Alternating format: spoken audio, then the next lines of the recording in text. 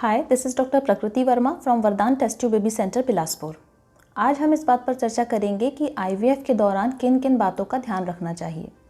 जैसा कि हम बहुत सारे पेशेंट्स के मुंह से सुनते हैं कि आईवीएफ के दौरान बहुत ज़्यादा कॉम्प्लिकेशंस होते हैं और काफ़ी ज़्यादा बेड रेस्ट की ज़रूरत होती है, तो ऐसा बिल्कुल भी नहीं है। आईवीएफ जैसे कि नॉर्मल प्रेगनेंसी होती है उसी के जैसी एक प्रक्रिया है, बस अंतर इतना है कि आईवीएफ में या टेस्ट ट्यूब बेबी में बेबी को बाहर विकसित किया जाता है, डेवलप किया जाता है और फिर उसके बाद उस भ्रूण को अंदर डाला जाता है।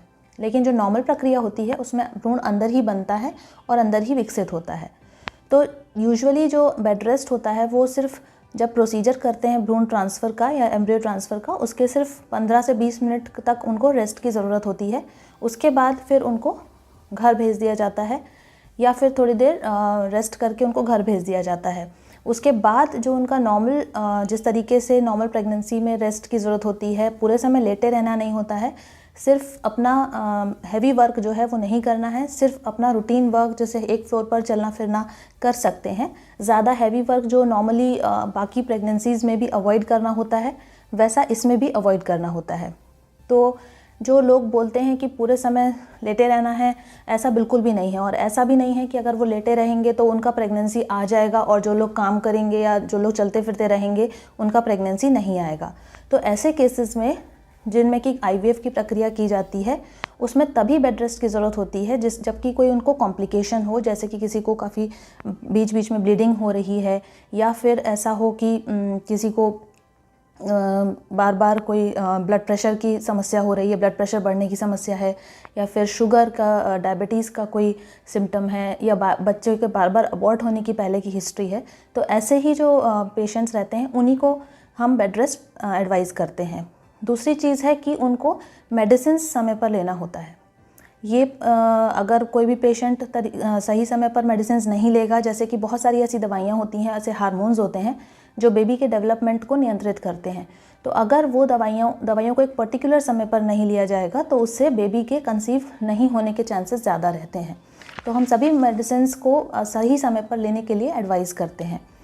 थर्ड चीज़ ये है कि कोई भी तरीके का इन्फेक्शन इस बीच में नहीं होना चाहिए। यानी अगर कोई भी पेशेंट या कोई भी महिला अगर किसी संक्रमित व्यक्ति के संपर्क में आती है, तो ऐसे लोगों के संपर्क में जिसमें कि सर्दी खांसी का सिम्टम है, या कोई व्यक्ति जिसको कि बाहर भीड़ भाड़ वाले इलाके में जाते हैं, या फिर ऐसी जगह बाहर का जो खाना पीना खाते हैं जैसे कि बाहर की चीज़ें हाइजीनिक नहीं होती हैं, तो उस केस में बाहर का खाना खाने से पेट के इन्फेक्शंस हो सकते हैं, या फिर सर्दी खांसी वगैरह का इन्फेक्शन होने से हमको एक्स्ट्रा दवाइयाँ एडवाइस करना पड़ता है जो कि बच्चे के लिए हार्मफुल हो सकती हैं।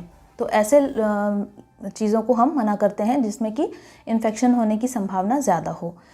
और ऐसा हैवी वर्क जो कि सीढ़ी चढ़ना उतरना बहुत ज़्यादा संख्या में सीढ़ियाँ हों, ऐसा अवॉइड करना चाहिए जिससे एक्सर्शन ना हो।